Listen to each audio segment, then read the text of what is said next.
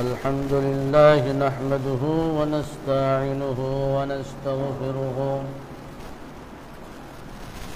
ونستغفره ونؤمن به ونتوكل عليه ونعوذ بالله من شرور أنفسنا ومن سيئات أعمالنا من يهده الله فلا مضل له ومن يضلله فلا هادي له وأشهد أن لا إله إلا الله وحده لا شريك له وأشهد أن محمدا عبده ورسوله الذي أرسله بالحق بشيرا ونذيرا وداعيا إلى الله بإذنه وسراجا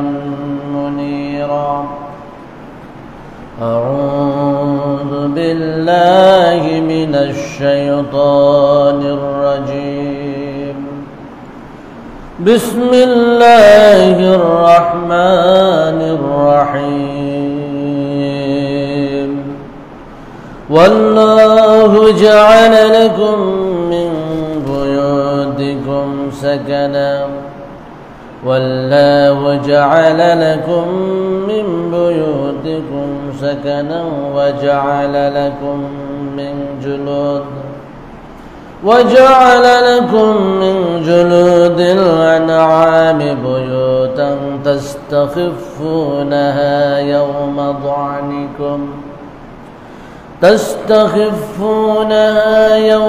ضعنكم ويوم إقامتكم ومن أصوافها وأوبارها وأشعارها أثاثا ومتاعا إلى حين وقال تعالى في موضع آخر ولو أن أهل القرى آمنوا واتقوا لفتحنا عليهم بركات من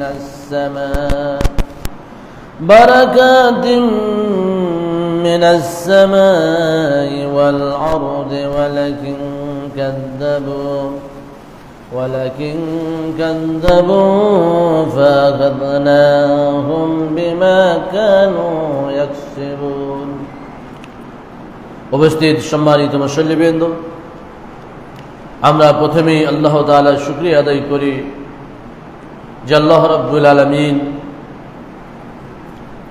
আমাদের জন্য, আমাদের জীবনে, আমাদের বাড়িতে, আমাদের পরিবারে, আমাদের দেশে, আমাদের সমাজে কিভাবে কোথায় বরকত রয়েছে সে বর্ণনাগুলো কোরআনুল কারিমে আল্লাহ দিয়ে দিয়েছেন।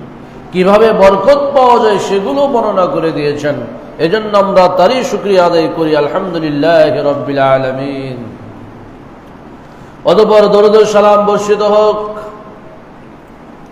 বিশ্ব মানবতার মুক্তির দূত সাইয়্যিদুল মুরসালিন মুহাম্মদুর রাসূলুল্লাহ সাল্লাল্লাহু আলাইহি সাল্লামের প্রতি,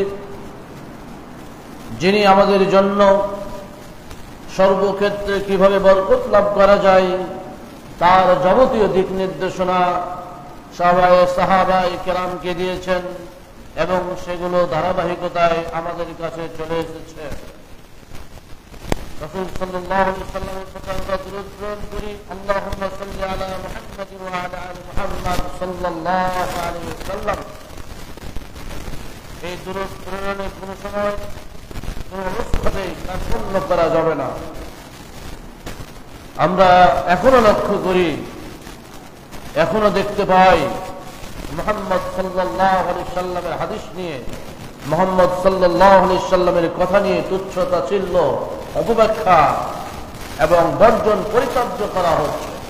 এজন্য আমাদেরকে রাসূলের প্রতি ভালোবাসা, রাসূলের কথা গ্রহণ, রাসূলের দেখানো পথ এবং পদ্ধতি অনুযায়ী জীবন পরিচালনা করার ক্ষেত্রে সর্বাধিক গুরুত্ব আরোপ করতে হবে।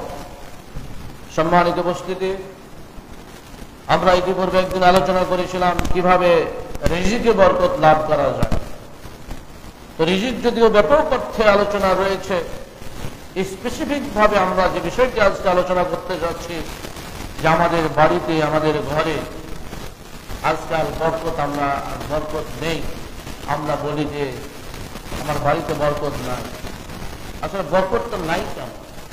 এটা কি বরকতের দোষ নাকি আমাদের আমলের দোষ? বরকতটা কেন উঠে গেছে? বরকতটা কেন আমাদেরকে ত্যাগ করেছে? কেন পরিত্যাজ্য করে আমাদেরকে চলে যাচ্ছে? এই বিষয়গুলো আমাদের জানা একান্ত প্রয়োজন, যার ফলে আমাদের সন্তানেরা ভালো মানুষ হিসাবে গড়ে উঠছে না। আমাদের সন্তানদেরকে আমরা ভালো কিছু খাওয়াতে পারছি না। আমাদের পরিবারে শান্তি নেই, স্বামী স্ত্রীর মধ্যে সম্পর্ক ভালো নেই, পিতামাতার সাথে সন্তানের সম্পর্ক ভালো নেই। এগুলোর কারণ হচ্ছে আমাদের বাড়িতে আল্লাহর বরকত উঠে গেছে, আমাদের বরকত নেই। তো আল্লাহ রাব্বুল আলামিন কোরআনুল কারীমে এই বাড়ির বর্ণনা দিচ্ছেন। বাড়ি বিভিন্ন ধরনের হতে পারে, বাড়ি বিল্ডিং হতে পারে, বাড়ি কাঁচা দেওয়াল দিয়ে বাড়ি হতে পারে, বাড়ি প্রাচীরের বাড়ি হতে পারে, টিনের বাড়ি হতে পারে, এমনকি আগের যুগে গরুর চামড়া দিয়ে মানুষ বাড়ির ছাদ তৈরি করত এবং এভাবে বাড়ি তৈরি করে তারা বসবাস করতেন। খুব হালকা এক জায়গা থেকে আরেক জায়গায় যাযাবরী জীবনযাপন করতেন। সে কথা আল্লাহ রাব্বুল আলামিন বলছেন, আল্লাহু জাআলা লাকুম মিন বুয়ুতিকুম সাকানান। তিনি আল্লাহ যিনি জাআলা লাকুম মিন বুয়ুতিকুম, তোমাদের বাড়িগুলোকে করে দিয়েছে বসবাসের স্থানযোগ্য। ওয়া জাআলা লাকুম মিন জুলুদিল আনআমি বুয়ুতান, এবং তোমাদের যে চতুষ্পদ জন্তু, এই চতুষ্পদ জন্তুর চামড়াতেও তোমাদের বাড়ির ব্যবস্থা করে দিয়েছেন। এই চামড়ার মাধ্যমে, পশুর চামড়া দিয়ে মানুষ বাড়ি তৈরি করত। আজকাল আমরা চামড়ায় বিক্রয় করে দিই। আরবে চামড়ায় বিক্রয় হতো না, তারা চামড়া দিয়ে বিভিন্ন জিনিসপত্র, কেউ জায়নামাজ বানাতো, কেউ আরো যে পাত্রগুলো আছে সেই পাত্রগুলো বানাতো। এভাবে আরবেরা বানিয়ে ব্যবহার করতেন। আল্লাহ রাব্বুল আলামিন বলছেন যে তোমরা চামড়া দিয়ে বাড়িঘর নির্মাণ করো। এটা কেন প্রয়োজনীয়? তাস্তাখিফুনাহা ইয়াওমা দুনিকুম, সফরের দিনে, ভ্রমণকালে তোমাদের জন্য এটা বহন করা সহজ হয়। ওয়া ইয়াওমা ইকামাতিকুম, এবং যখন তোমরা স্থির থাকো কোনো জায়গায়, সেখানেও এটা সহজ হয়। ওয়া মিন আসওয়াফিহা ওয়া আওবারিহা ওয়া আসআরিহা, এমনকি তার চোল, বিষ্ঠা এবং তার যে পশম, এই পশম থেকেও তোমরা বিভিন্ন ধরনের আসাসা ওয়া মাতাআন ইলা হিন, বিভিন্ন দ্রব্য সামগ্রী, ব্যবহার উপযোগ্য দ্রব্য সামগ্রী নির্দিষ্ট সময়ের জন্য তোমরা এখান থেকে নির্মাণ করো, বানাও এবং ব্যবহার করে থাকো। এই যে আল্লাহ রাব্বুল আলামিন আমাদের নিয়ামত দিয়েছেন এই বাড়িকে, এই বাড়িতে যদি বরকত না থাকে তাহলে আমাদের সম্পদ, আমাদের স্ত্রী সবাই থাকলেও সেই বাড়িতে শান্তি পাওয়া যাবে না। তো এই বরকত আমরা কিভাবে লাভ করব? আমাদের বাড়িতে, আমাদের ঘরে যাতে বরকত হয়, রিজিক বরকত, পানির বরকত, সন্তান সন্ততির মাঝে শান্তির বরকত, সবাই মিলেমিশে থাকার বরকত, রিজিক পাওয়ার বরকত, এই বরকতগুলো পেতে হলে আমাদের প্রথম যে কাজটি করতে হবে সেটি হচ্ছে তাকওয়াল্লাহ, আল্লাহ ভীতি। প্রতিটা আলোচনায় দেখা গিয়েছে আল্লাহ ভীতিটাকে সর্বোচ্চ পর্যায়ে, সর্বোচ্চ স্থান দেওয়া হয়েছে। কারণ আল্লাহ ভীতির মাধ্যমে একটা বাড়িতে শান্তি আসতে পারে। আল্লাহ রাব্বুল আলামিন বলছেন, ওয়ালাউ আন্না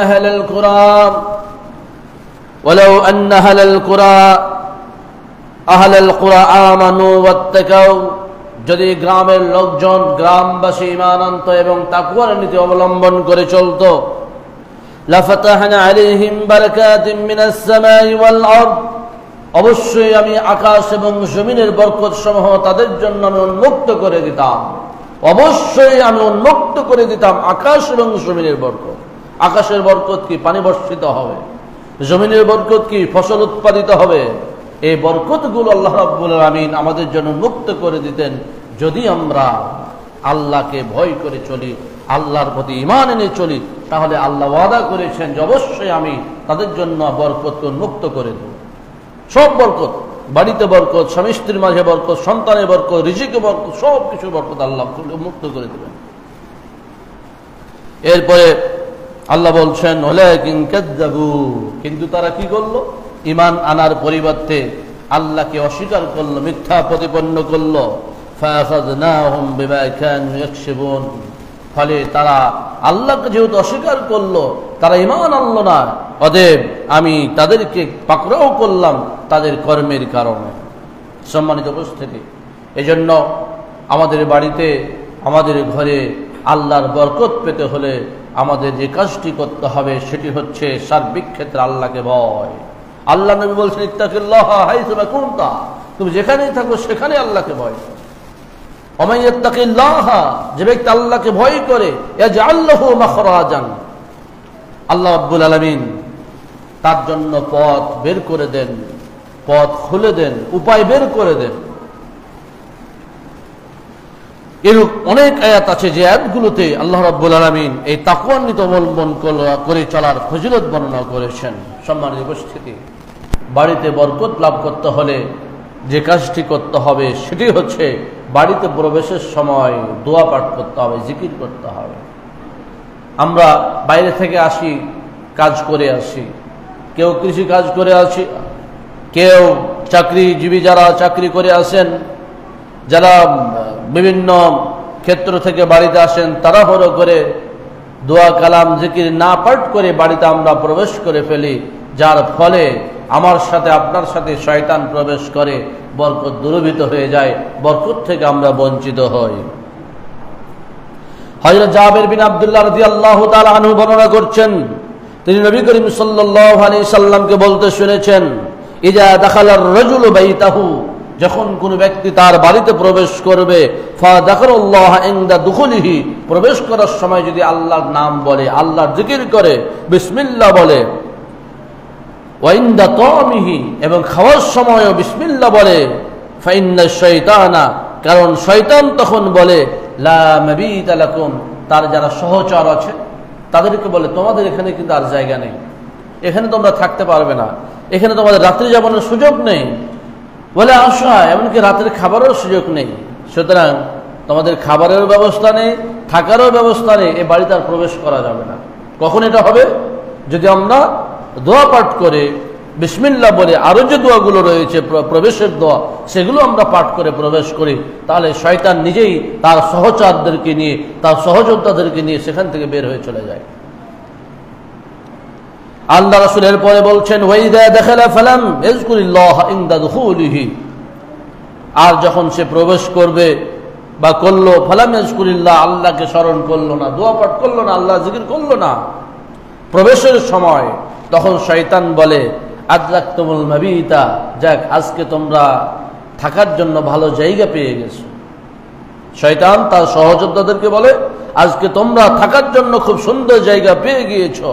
ওয়াইদা লাম ইয়াযকুরিল্লাহ ইনদা তামিহি, এই লোকটি যখন বাইরে থেকে আসলো, খাবার খেতে বসলো, সেখানেও বিসমিল্লাহ বললো না, দোয়া পাঠ করলো না, শয়তান তখন বলতে থাকে, শুধু রাত্রি যাপনেরই জায়গা পাও নাই, বরং আদরাকতুমুল মাবিতা ওয়াল আশা, খাবারও জায়গা পেয়ে গেছো, খাবারও সুযোগ পেয়ে গেছো এবং থাকারও জায়গা পেয়ে গেছো। তা আপনার সাথে যদি শয়তান রাত্রি যাপন করে, আপনার সাথে যদি শয়তান খায়, তাহলে কি আপনার সম্পদে, আপনার বাড়িতে বরকত হবে?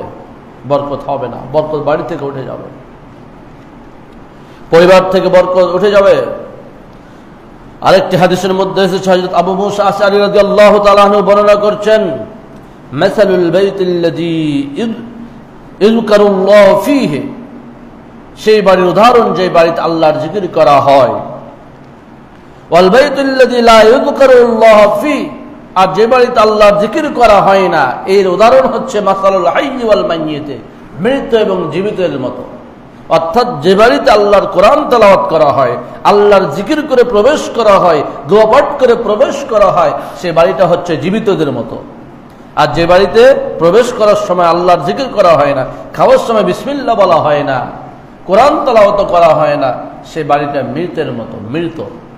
মৃতের যেমন কোনো ক্ষমতা থাকে না, কোনো শক্তি থাকে না, কিছুই করতে পারে না, অনুধাবন করতে পারে না, কাউ কিছু বোঝাতেও পারে না, তেমন বাড়িটার অবস্থা এরকম মৃত হয়ে যায়, জড় পদার্থের মতো হয়ে যায়।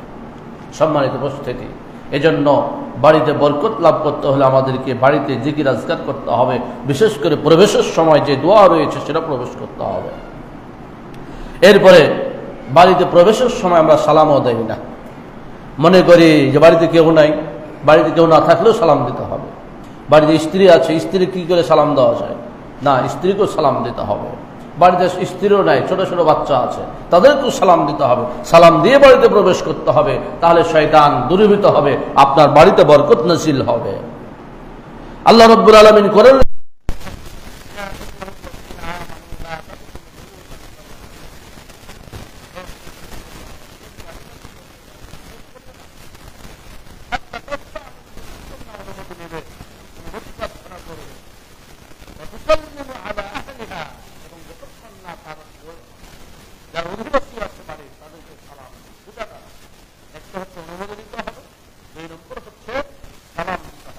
এই দুটা কাজের মাধ্যমে একটা বাড়িতে প্রবেশ করতে হবে, অন্যের বাড়িতে। হাদিসের মধ্যে এসেছে, আল্লাহ তাআলা আরেকটা আয়াতের মধ্যে বলছেন যে ফাইযা দাখালতুম বুয়ুতান, যখন তোমরা বাড়ির সমূহে প্রবেশ করবে, ফাসাল্লিমু আলা আনফুসিকুম, দেখছো বাড়িতে কেউ নেই, তখন নিজেদের উপর নিজেরা সালাম দেবে। কি বলে সালাম দেবে আমরা হাদিস থেকে জানবো সেটি। তাহিয়াতাম মিন ইনদিল্লাহি মুবারাকাতান তাইয়্যিবা, এটা হবে আল্লাহর পক্ষ থেকে অভিবাদন এবং বরকত, পবিত্র বরকত। আপনি বাড়িতে কেউ নেই, আপনি বাড়িতে তালা দিয়ে বাইরে গিয়েছেন, চাকরিতে গিয়েছেন, কাজে গিয়েছেন, বাড়িতে প্রবেশ করছেন, আপনি সালাম দিয়ে প্রবেশ করবেন।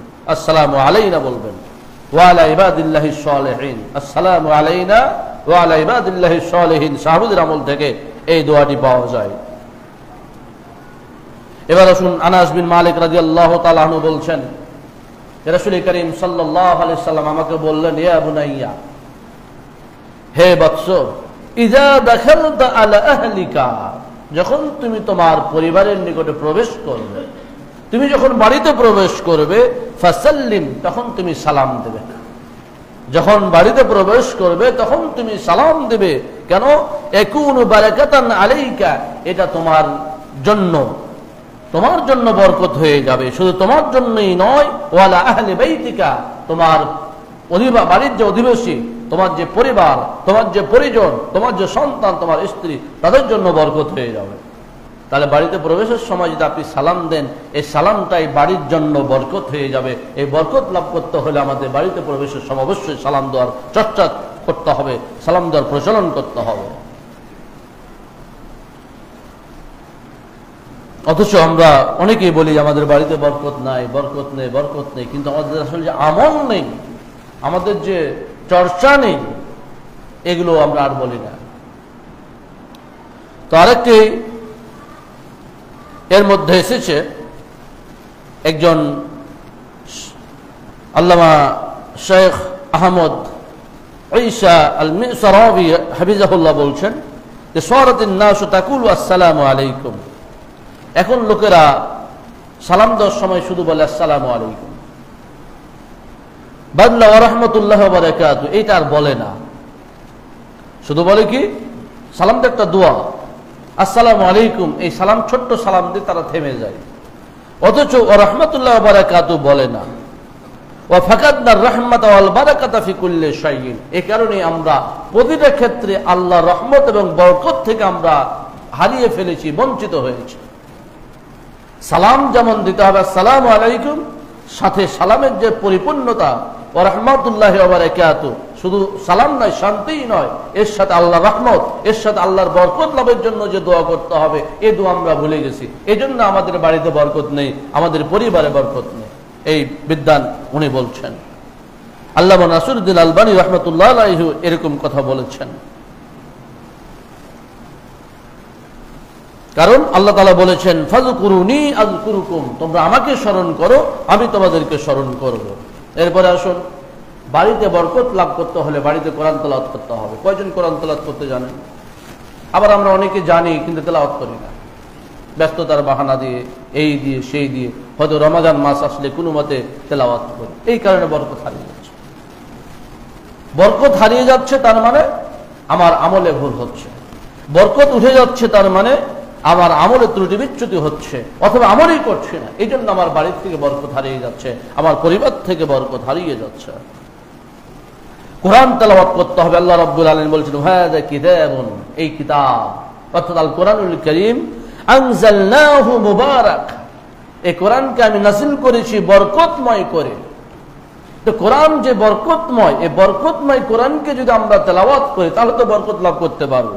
আর যদি এই বরকতময় কোরআনকে তেলাওয়াত না করে একে ছুঁড়ে ফেলি, একে সুন্দর করে কাপড়ের ভিতরে ভরে আমরা ওপরে সম্মানের সাথে রেখে দিই, তাহলে তার বাড়িতে বরকত হবে না। কোরআন কোন জিনিস মানে কোরআনটা সম্মানজনক, কোরআনুল মাজিদ, মাজিদ কোরআন মহিমান্বিত, সম্মানিত, এর মানে এই নয় যে কোরআনকে আপনি ওপরে তাকের ওপরে সুন্দর করে রেখে দিবেন, কোনোদিন স্পর্শ করে দেখবেন না, এই বাহানায় সে বাহানায়।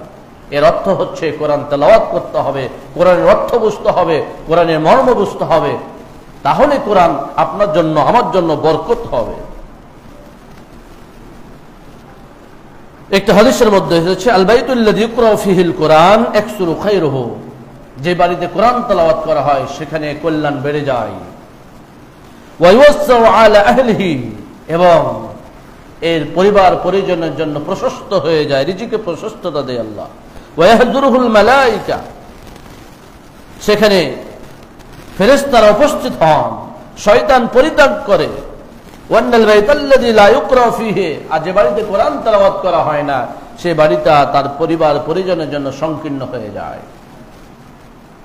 এবং কল্যাণ কমে যায়, ফেরেশতা ত্যাগ করে এবং শয়তান উপস্থিত হয়। বিপরীত আরেকটি বর্ণনা এসেছে, ইবনে সিরিন রাহিমাহুল্লাহ বলছেন, আল বাইতুল্লাযী ইউকরাউ ফীহিল কোরআন তাহযুরুল মালায়েকা, যে বাড়িতে কোরআন তেলাওয়াত করা হয় ফেরেশতা উপস্থিত হন। ফেরেশতা, আমাদের সাথে যে চারজন ফেরেশতা আছেন নির্দিষ্ট আমাদের আমল লেখার জন্য, দুইজন আমাদের হেফাজতের জন্য, এই ছাড়াও আপনার বাড়িতে রহমতের ফেরেশতা আগমন করে যখন আপনি কোরআন তেলাওয়াত করেন। যখন আমরা কোরআন তেলাওয়াত করব রহমতের ফেরেশতা দলে দলে উপস্থিত হবে।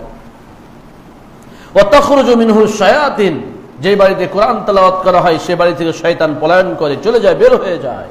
ওয়া ইয়াতাশি বিআহলিহি, সে বাড়িতে রিজিকে প্রশস্ততা লাভ করে, আল্লাহ রিজিকে প্রশস্ততা দেন। ওয়া ইয়াকসুরু খায়রুহু, কল্যাণ বেড়ে যায়। ওয়াল বাইতুল্লাযী লা ইউকরাহু ফীহিল কোরআন, যে বাড়িতে কোরআন তেলাওয়াত করা হয় না সে বাড়িতে কি হয়? তাহজুরুশ শায়াতিন, একজন শয়তান না বহু শয়তান উপস্থিত হয়, সে বাড়িতে শয়তানের বাসা বাঁধে। আপনার যেমন বাসা, আপনার যেমন বিছানা, তেমন শয়তানও সেই বিছানাকে নিজের মতো করে মনে করে। ওয়া তাখরুজু মিনহুল মালায়েকা, সেখান থেকে যেহেতু ফেরেশতা বের হয়ে চলে যান। ওয়া ইয়াযীকু বিআহলিহি, এই পরিবারের জন্য রিজিক সংকীর্ণ হয়ে যায়, কল্যাণ কমে যায়। এবার আসুন কিভাবে ফেরেশতা আসে একটা উদাহরণ দিই হাদিস থেকে, সাহাবায়ে কেরামের যুগে কিভাবে ঘটেছে। হযরত উসাইদ বিন হুযাইর নামে একজন সাহাবী ছিলেন, প্রখ্যাত সাহাবী, কোরআন তেলাওয়াত করতেন, এত সুন্দর কণ্ঠ যে ফেরেশতারা আসমান থেকে তার কোরআন তেলাওয়াত শোনার জন্য আসতেন। তার তেলাওয়াত শোনার জন্য আসছেন এর অর্থই না যে শুধু তারই তেলাওয়াত শোনার জন্য আসে। আপনি যদি তেলাওয়াত করেন সুন্দর করে মন দিয়ে, আপনার তেলাওয়াত শোনার জন্য দলে দলে ফেরেশতা আকাশ থেকে আপনার বাড়িতে আসবেন। আর যে বাড়িতে ফেরেশতা আসে সেই বাড়িতে কখনো শয়তান অবস্থান করতে পারে? ফেরেশতা দেখলে শয়তান পালাবে, কারণ শয়তানের ক্ষমতা নেই ফেরেশতার সাথে মোকাবেলা করার। শয়তানের ক্ষমতা নেই যে যেখানে ফেরেশতা অবস্থান করবে সেখানে শয়তান অবস্থান করবে। তো এই সাহাবী উসাইদ বিন হুযাইর রাদিয়াল্লাহু তাআলা আনহু বাইনামা হুয়া ইয়াকরাউ মিনাল লাইলি সূরাতুল বাকারা, তিনি সূরাতুল বাকারা তেলাওয়াত করছেন।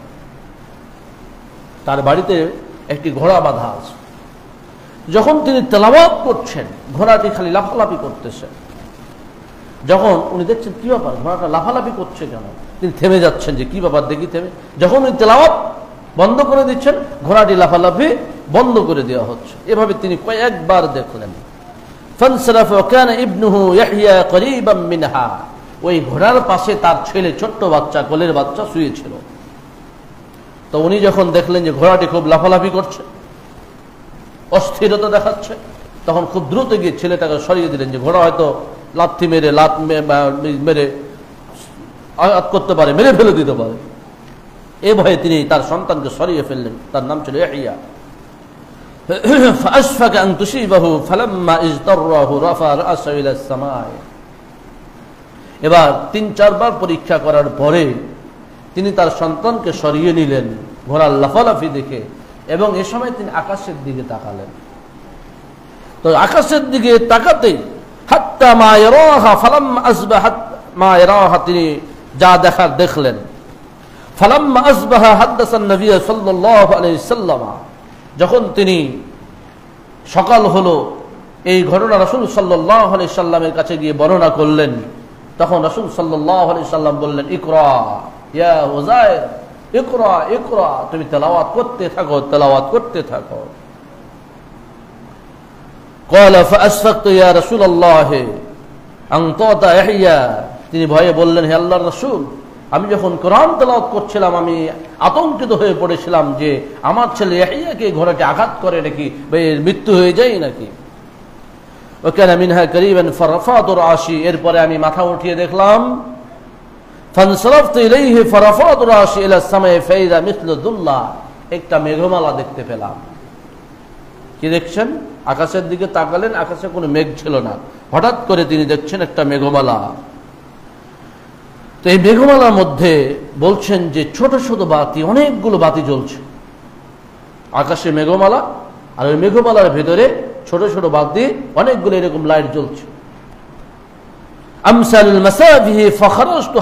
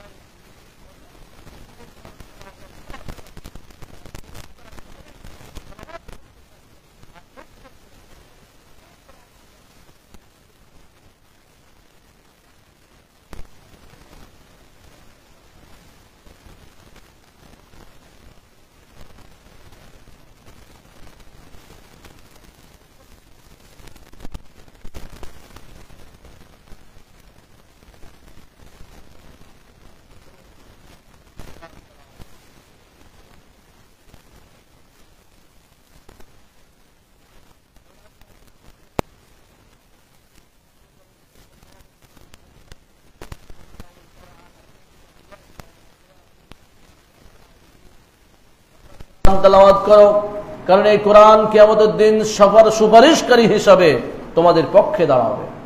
এই কোরআন কিয়ামতের দিন সুপারিশ করবে যে তেলাওয়াত করেছে তার জন্য। এরপরে তিনি আরো বললেন, ইকরাউ জাহরাওয়াইন আল বাকারা ও সূরা আল ইমরান, দুইটি উজ্জ্বল সূরা, দুইটি ফুল সূরা তেলাওয়াত করো, সূরা বাকারা এবং সূরা ইমরান, দুটিকে খুব মূল্যবান সূরা হিসাবে গুরুত্ব দেওয়া হয়েছে। فإنهما تأتيان يوم القيامة كأنهما جمامتان, কারণ এই দুটি সূরা কিয়ামতের দিন দুটি মেঘমালার মতো হয়ে আসবে। أو كأنهما غياتان أو كأنهما فرقان من طير صاف, অথবা দুইটি পাখির ঝাঁক। অনেকগুলো পাখি সারিবদ্ধ হয়ে আকাশে ওড়েন। এই দুটি সারিবদ্ধ পাখির ঝাঁকের মতো হয়ে আসবে। তুহাজ্জানা সাহাবিহিমা, এই কোরআন, এই দুটি সূরা যে তেলাওয়াত করবে তার পক্ষে এই দুটি সূরা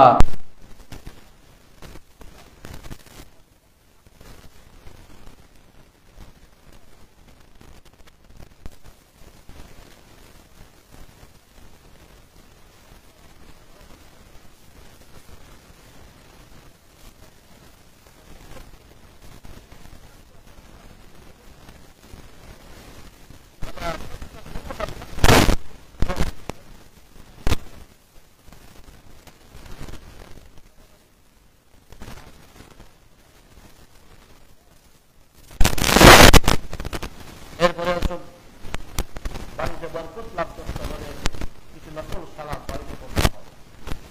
নকল সালাত মা বোনেরা তো করেই, আপনাকেও মাঝে মধ্যে নকল সালাত, বিশেষ করে সুন্নাত সালাত অথবা তাহাজ্জুদের সালাত হতে পারে, অথবা আপনার দুহার সালাত হতে পারে, ইশরাকের সালাত হতে পারে, এই সালাতগুলো আপনাকে বাড়িতে আদায় করতে হবে। বিশেষ করে সুন্নাত সালাতগুলোর ব্যাপারে এসেছে, ফরজ সালাত মসজিদে পড়লে যেমন 27 গুণ বেশি নাকি পাওয়া যায়, ফরজ সালাত মসজিদে আদায় করলে যেমন 27 গুণ বেশি নাকি পাওয়া যায়, সুন্নাত সালাত বাড়িতে আদায় করলে সেরকম 27 গুণ বেশি নাকি পাওয়া যায়।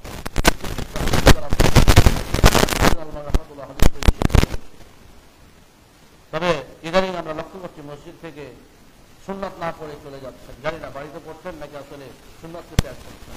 জুমার পরে, ফরজের পরে 2 রাকাত, 4 রাকাত, 6 রাকাত পর্যন্ত সুন্নাত করার বিধান রয়েছে। আপনি যদি পারেন মসজিদে 2 রাকাত পড়েন, বাড়িতে গিয়ে আরো 2 রাকাত বা 4 রাকাত পড়েন, তিনি একইবারে ছেড়ে দিবেন, এই সুন্নাতকে অবহেলা করবেন না। সুন্নাতে মুআক্কাদা, জুমার দিনে পরের যে সুন্নাত 2 রাকাত হোক, 4 রাকাত পড়েন বা 6 রাকাত পড়েন, এটা সুন্নাতে মুআক্কাদা, গুরুত্বপূর্ণ সুন্নাত, একেবারে ছেড়ে দিবেন না। অন্তত এটাই সবচেয়ে ভালো যে আপনি 2 রাকাত এখানে পড়ে যাবেন, পড়ে যাওয়ার পর বাড়িতে পারলে 6 রাকাত, 4 রাকাত পড়বেন। রাসূল সাল্লাল্লাহু আলাইহি সাল্লাম বলেন, সাল্লু আইয়ুহান নাস ফি বুয়ুতিকুম, হে লোক সকল, তোমরা কিছু সালাত বাড়িতে পড়ো, বাড়িতে সালাত আদায় করো। ফাইন্না আফজালা সালাতিল মাররি ফি বাইতিহি, কারণ একজন লোকের বাড়িতে সালাত আদায় করা উত্তম, ইল্লাল মাকতুবা, তবে ফরজ সালাত ব্যতীত। অর্থাৎ ফরজ সালাতটা আপনাকে মসজিদে এসে আদায় করতে হবে, আর বাকি নফল সালাতগুলো, সুন্নাত সালাতগুলো আপনি বাড়ি থেকে পড়ে আসতে পারেন, পড়বেন। এটাই রাসূল সাল্লাল্লাহু আলাইহি ওয়াসাল্লাম নির্দেশ করেছেন। সহিহ মুসলিমে একটি বর্ণনা এসেছে, রাসূল কারীম সাল্লাল্লাহু আলাইহি ওয়াসাল্লাম বলেছেন, ইজআলু ফি বুয়ুতিকুম মিন সালাতিকুম ওয়া লা তাত্তাখিযুহা কুবুরা, তোমরা সালাতের কিছু অংশ অর্থাৎ সুন্নাত সালাতগুলোকে তোমরা তোমাদের বাড়িতে পড়ার ব্যবস্থা করো, বাড়িতে আদায় করো। ওয়া লা তাত্তাখিযুহা কুবুরা, আর বাড়িতে তোমরা কবর বানিয়ে দিও না। তার মানে কি, কবরে সালাত পড়া যাবে না, কবরস্থানে সালাত নয়, বরং বাড়িতে সালাত আদায় করতে হবে। যে বাড়িতে সালাত হয় না সে বাড়ি কবরের মতো, কারণ কবরে সালাত পড়া নিষেধ। আপনি আপনার বাড়িতে সালাত না পড়ার জন্য বেছে নিন, এই জন্য বাড়িতে সুন্নাত সালাত আদায় করতে হবে, তাহলে বাড়িতে বরকত নসিব হবে। সেই মুসলিমের আরেকটি বর্ণনা এসেছে, জাবের রাদিয়াল্লাহু তাআলা আনহু বর্ণনা করছেন যে ইযা কাদা আহাদুকুম সালাতা ফিল মাসজিদ, যখন সে সালাত মসজিদে সম্পূর্ণ করবে, ফালইয়াজআল লিবাইতিহি নাসীবান মিন সালাতিহি, তার সালাতের কিছু একটা অংশ অর্থাৎ সুন্নাত সালাতটা, এই অংশটা যেন সে রেখে দেয় বাড়িতে আদায় করার জন্য। ফাইন্নাল্লাহা জাইলুন ফি বাইতিহি মিন সালাতিহি খায়রান, কারণ আল্লাহ রাব্বুল আলামিন বাড়িতে কিছু সালাত আদায় করার মধ্যে কল্যাণ নিহিত রেখেছেন, বরকত নিহিত রেখেছেন। বরকত পেতে হলে বাড়িতে কিছু সালাত আদায় করতে হবে, এই সুন্নাত সালাতগুলো বাড়িতে আদায় করতে হবে। এবার আসুন, বরকত লাভ করতে হলে আল্লাহর কাছে দোয়াও করতে হবে। দোয়া না করলে কিভাবে দোয়া কবুল হবে? আপনি যেভাবে সময় পাবেন সালাতের পরে দোয়া করবেন, বিছানায় বসে বসে দোয়া করবেন, রাস্তা হাঁটতে হাঁটতে আপনি বরকতের দোয়া করতে পারেন। বিশেষ করে মসজিদে বসে ইবাদত হিসাবে এই দোয়া পাঠ করতে হবে। প্রত্যেক নবী রাসূলগণ দোয়া করেছেন, প্রত্যেক সাহাবায়ে কেরাম দোয়া করেছেন। দোয়া করতে হবে, দোয়া ছাড়া বিকল্প নয়। তো দোয়ার পদ্ধতি অবশ্যই আমাদেরকে সুন্নাত সম্মত পদ্ধতিতে দোয়া করতে হবে। যেমন নূহ আলাইহিস সালাম দোয়া করেছিলেন, ওয়াকুর রাব্বি আনজিলনি মানজিলান মুবারাকান ওয়া আনতা খায়রুল মুনজিলিন। নূহ আলাইহিস সালাম দোয়া করতেন, রব্বুল আলামিন তুমি আমাকে একটা সুন্দর অবস্থান স্থল সেখানে অবতরণের ব্যবস্থা করে দাও এবং সেটা যেন বরকতময় হয়, বরকতময়। তুমি হচ্ছে সর্বোত্তম অবস্থান দানকারী। আল্লাহ তাআলা নিজে বলছে এবং নূহ আলাইহিস সালাম দোয়া করেছিলেন, সে দোয়ার কথা আল্লাহ রাব্বুল আলামিন সূরা মুমিনুর 29 নম্বর আয়াতে আলোচনা করেছেন। দোয়া করেছিলেন, দোয়াতে বলেছিলেন ওয়াজআলানি মুবারাকান আইনামা। আর আল্লাহ রাব্বুল আলামিন বাড়িতে হলো বরকত, ওয়াজআলানি মুবারাকান আর এই আল্লাহ রাব্বুল আলামিন আমাকে নসিহত করেছেন বিসসালাত, সালাত আদায় করার জন্য, যাকাত দেওয়ার জন্য, মাদুমতু হাইয়ান, যতদিন আমি জীবিত থাকি। এবার রাসূল দোয়া শুধুমাত্র নবী রাসূলগণ করেছেন, আমাদের নবীও দোয়া করতেন রাসূল সাল্লাল্লাহু আলাইহি সাল্লাম। দেখেন যখন তিনি দোয়ায় কুনুত করতেন ফিতরের সালাতে, তিনি কি বলতেন? আল্লাহুম্মা হাদিনি ফিমান হাদাইতা ওয়া আফিনি ফিমান আফাইতা ওয়া তাওয়াল্লানি ফিমান তাওয়াল্লাইতা ওয়া বারিক লি ফিমা আতাইতা ওয়া বারিক লি ফিমা আতাইতা। হে আল্লাহ, তুমি আমাকে যেটা দিয়েছো সেই দানের মধ্যে বরকত দাও। সেটা হতে পারে ফিল মালি ওয়াল ওয়ালাদি ওয়াল উমরি ওয়াল ইলমি ওয়া গায়রি যালিক। সেই বরকত বাড়িতে হতে পারে, সেই বরকত সম্পদে হতে পারে, সেই বরকত সন্তানে হতে পারে, সেই বরকত বয়সে হতে পারে, সেই বরকত জ্ঞানে হতে পারে। সর্বক্ষেত্রে এই বরকতের জন্য আল্লাহ রাসূল নিজে দোয়া করতেন। এরকম দোয়া হাদিসের মধ্যে বহু এসেছে। এরপরে রাসূল সাল্লাল্লাহু আলাইহি সাল্লাম একজন সাহাবীর জন্য দোয়া করে দিলেন, যে এক সাহাবী আল্লাহ রাসূলের কাছে একটি দিনার নিয়ে গেলেন, সে দিনার দিয়ে একটা ছাগল কিনলেন। ওই ছাগলটি আবার 2টা দিনারে বিক্রয় করলেন, ওদের 2টা ছাগল কিনে নিলেন। ফাবা ইহদাহুমা বিদিনারিন, তারপরে ওই একটা দিনার দিয়ে সে ছাগল আবার বিক্রয় করে দিলেন। আল্লাহ রাসূলকে সে দিনারটা ফিরিয়ে দিলেন এবং একটা ছাগলও দিলেন। এই অবস্থা দেখে রাসূল সাল্লাল্লাহু আলাইহি সাল্লাম তার জন্য বরকতের দোয়া করলেন। কি দোয়া করলেন? দোয়া করার পর কানা লাবিস্তারা তুরাবা লারাবিহা ফি, মাটিও যদি কিনতেন সেখানেও তার লাভ হয়ে যেত। আল্লাহ রাসূল বরকতের জন্য দোয়া করলেন, ওই সাহাবী যা কিনতেন তাতে লাভ হতো, মানে লোকসান বলে কিছু তার হতো না রাসূলের বরকতের দোয়ার কারণে। এই জন্য আমাদেরকে দোয়া নিজেও করতে হবে, দোয়া চাইতেও হবে। আরেকটি বর্ণনা এসেছে যে রাসূল সাল্লাল্লাহু আলাইহি সাল্লাম তার জন্য দোয়া করে দিলেন কি, যে বারাকাল্লাহু লাকা ফি সাফকাতি ইয়ামিনিক, তোমার ডান হাতের কাজে আল্লাহ রাব্বুল আলামিন বরকত দান করুন। ফাকানা ইয়াখরুজু বাদা যালিকা ইলা কুনাসাতিল কুফা, কুফা বাজারে তিনি ব্যবসা বাণিজ্য করতেন। তো এই কুফা বাজারে যেখানে ব্যবসা করতেন, ফায়ারবিহুর রিবাহাল আযীমা, তিনি মানে এত বেশি লাভ করলেন যে ফাকানা মিন আকসারি আহলিল কুফাতে মালান, কুফাবাসীর মধ্যে সবচেয়ে বড় লোক তিনি হয়ে গেছিলেন। তাই রাসূল সাল্লাল্লাহু আলাইহি সাল্লাম বরকতের দোয়া করলেন। এই বরকতের দোয়ার কারণে তিনি সব থেকে বড় ধনী হয়ে গেলেন। ধনী হওয়াটা অপরাধ নয়, ধনী হওয়াটা খারাপ নয়, যদি সেই সম্পদের যাকাত দিয়ে থাকে। আনাস রাদিয়াল্লাহু তাআলা আনহুর নাম শুনেছেন। একদিন আনাসের মা উম্মে সুলাইম রাদিয়াল্লাহু তাআলা আনহা আল্লাহ রাসূলের কাছে গিয়ে বললেন যে আল্লাহ রাসূল, এই যে আপনার খাদেম, এই যে আপনার খাদেম, তার জন্য একটু দোয়া করে দিন। রাসূল সাল্লাল্লাহু আলাইহি সাল্লাম সহজ ভাষায় বললেন, আল্লাহুম্মা আকসির মালাহু ওয়া ওয়ালাদাহু ওয়া বারিক লাহু ফিমা আতাইতাহু, হে আল্লাহ, তুমি তার সম্পদ বৃদ্ধি করে দাও, তার সন্তান বৃদ্ধি করে দাও, এবং তুমি তাকে যা দিবা তাতেই তুমি বরকত দাও। আনাস রাদিয়াল্লাহু তাআলা আনহু এই দোয়ার পরে তিনি 3টা জিনিস পেয়েছিলেন। ফাদাফি লি ফি সালাসিন, তিনি বলছেন ফাদাফানতু মিয়াতু ওয়া সালাসাতিন, আমি 103 জন সন্তান নিজ হাতে দাফন করেছি। আনাস রাদিয়াল্লাহু তাআলা আনহু সন্তান কত হয়েছিল যে তার জীবদ্দশায় তার 103 জন সন্তানই মারা গিয়েছিল। তারপরে তিনি কি বলছেন, ওয়া ইন্না সামারাতি লা তুতামু ফি সানাতি মাররাতাইন, আর আমার যে ফলের বাগান ছিল, মানুষের ফলের বাগানে একবার ফল দেয়, আমার ফলের বাগানে বছরে 2বার ফল দিত। ওয়া তাওয়ালাত হায়াতি হাত্তা ইস্তাহিয়াতু মিনান নাস, আর আল্লাহ তাআলা আমাকে এত দীর্ঘ হায়াত দিয়েছিলেন যে মানুষের সামনে আমাকে লজ্জা লাগতো, যে আমার বয়সে সবাই মারা গেছে, কেউ নাই, একা একা হেঁটে বেড়াই বা সবার সাথে মানে অ্যাডজাস্টমেন্টের একটা ব্যাপার আছে, তো বলছে আমাকে লজ্জা লাগতো। ওয়ারজুল মাগফিরা, আর আমি শুধুমাত্র আল্লাহর মাগফিরাত প্রত্যাশা করতাম, কামনা করতাম। সহিহ মুসলিমে এসেছে, তিনি বলছেন ফাওয়াল্লাহি ইন্না মালি লাকাসীর, আল্লাহ রাসূলের দোয়ার ফলে আমার অনেক সম্পদ হয়েছে, অনেক সম্পদ। ওয়া ইন্না ওয়ালাদি ওয়া ওয়ালাদা ওয়ালাদি, আমার সন্তান এবং আমার নাতি নাতনি কতগুলো হয়েছে, লা ইয়াতাআদ্দুনা আলা নাহবিল মিয়া, এই যে 103 জন তো মারাই গেছে, এই ছাড়াও এখন 100 জনের বেশি আমার সামনে খালি ঘোরাঘুরি করে।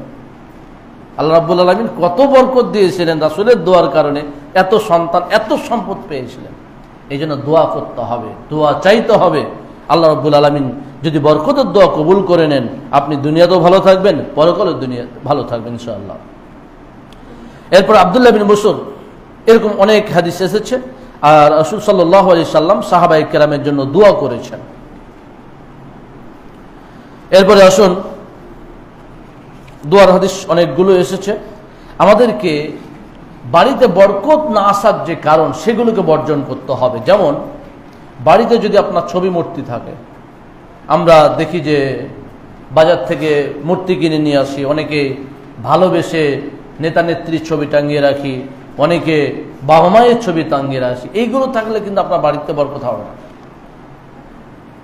দল রাজনীতি যাই করেন, এসব যদি আপনার বাড়িতে থাকে, আপনি যতই সালাত আদায় করেন, আপনি যতই সিয়াম পালন করেন, আপনার বাড়িতে বরকত হবে না, আসবে না। কারণ রহমতের ফেরেশতা আপনার বাড়িতে প্রবেশ করছে না। অনেকে আবার কুত্তাকে ভালোবাসে, খুব কুকুর নিয়ে খুব মানে বিছানায় শুয়ে থাকে। অনেক আছে না, কুকুর নিয়ে শুয়ে থাকে বাড়িতে, কুকুরকে পালন করে, লালন করে। কুকুর বাড়ির বাইরে থাকবে, অসুবিধা না, আপনি বাড়ি পাহারাদের জন্য রাখতে পারেন, তাকে খেতে দিতে পারেন, সওয়াবের কাজ। সে কুকুর, কিন্তু খেতে দিলে সওয়াবের কাজ। কিন্তু আপনি বাড়ির ভিতরে যখন রাখবেন, আপনি যখন বিছানায় রাখবেন, আপনার যখন বিছানার নিচে রাখবেন, তখন কিন্তু রহমতের ফেরেশতা আর আপনার বাড়িতে প্রবেশ করবে না। আর যদি রহমতের ফেরেশতা আপনার বাড়িতে না আসে, তাহলে তো বরকতও আসবে না।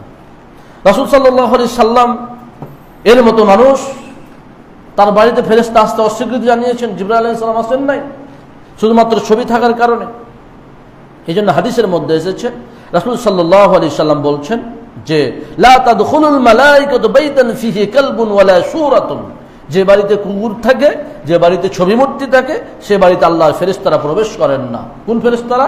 রহমতের ফেরেশতারা প্রবেশ করেন না। আপনার সাথে যে 4 জন ফেরেশতা আছে, সে তো থাকবেই। আপনি যত অন্যায় করেন, যেখানে যান, ওই 4 জন কিন্তু আপনার সাথেই আছে। আর আজরাইল যখন সময় হবে, আজরাইল কিন্তু থাকবেই। যারা মালাকুল মাউত, আপনি যেখানে অবস্থান করেন, যে অন্যায় থাকেন, যে অন্যায়ের মধ্যেই থাকেন, ওই ফেরেশতা কিন্তু থাকবেই। কোন ফেরেশতা থাকবে না? রহমতের ফেরেশতা থাকবে না, বরকতের ফেরেশতা থাকবে না। এই জন্য বরকতের ফেরেশতা আসতে হলে, নিয়ে আসতে হলে আপনাকে ছবি মূর্তি মুক্ত বাড়ি করতে হবে। রাসূল সাল্লাল্লাহু আলাইহি সাল্লামের জীবনে এরকম ঘটনা ঘটেছে। তার বাড়ির বিছানার নিচে একটা কুকুরের বাচ্চা ছিল। জিবরাইল আলাইহিস সালাম আসছেন না, সময় দিয়েছেন, যে সময় দেওয়া ছিল সে সময়ের মধ্যে আসেন নাই। আল্লাহ রাসূল অস্থির হয়ে গেছেন। পরবর্তী তিনি বাইরে গেছেন, বাইরে যাওয়ার জিবরাইল আলাইহিস সালাম এসেছেন, বলছেন কি ব্যাপার, আপনার তো আসার কথা ছিল, অমুক সময় আপনি আসেননি কেন? বলছে আপনার বাড়িতে যে মূর্তি ছিল, কুকুর ছিল, এই জন্য আমি আসি নাই। কারণ যে বাড়িতে কুকুর থাকে, যে বাড়িতে মূর্তি থাকে, আমরা সে বাড়িতে প্রবেশ করি না। রাসূল আনতে পারেন নাই ফেরেশতা, আমরা কি করে রহমতের ফেরেশতা আনবো? এই জন্য বাড়িকে অবশ্যই বরকত লাভ করতে হলে কুকুর, মূর্তি এবং অপবিত্রতা মুক্ত বাড়ি করতে হবে। আল্লাহ রাব্বুল আলামিন আমাদের সব তৌফিক দান করুন। আরেকটি হলো বাড়িতে বরকত, আপনাকে খাবার যে আদব, যেমন বিসমিল্লাহ বলে খাওয়া, একসাথে সবাই বসে খাওয়া, এটা ভালো। একসাথে পরিবারের সবাই মিলে একসাথে বসে খাওয়া, এটা বরকত হয়। তারপরে বিসমিল্লাহ বলে খাওয়া, ডান হাতে খাওয়া, ডান দিক থেকে খাওয়া, মধ্যখান থেকে না খাওয়া, এগুলো আমাদের আদব। যেগুলো খাবার আছে, এগুলো আমাদেরকে নিয়ম মেনে চলে খেতে হবে। তাহলে আমাদের বাড়িতে বরকত হবে, আমাদের খাদ্যে বরকত হবে। এমনকি যদি এমন হয়, তাহলে দেখা যাবে যে 2 জনের খাবার 4 জনের জন্য যথেষ্ট হয়ে যাচ্ছে, 3 জনের খাবার 6 জনের জন্য যথেষ্ট হচ্ছে, এমনকি 4 জনের খাবার 8 জনের জন্য যথেষ্ট হয়ে যাবে, যদি আমরা এই নিয়ম নীতিগুলো মেনে চলি। আল্লাহ রাব্বুল আলামিন আমাদের সকলকে তৌফিক দান করুন, যেন আমরা এই আমল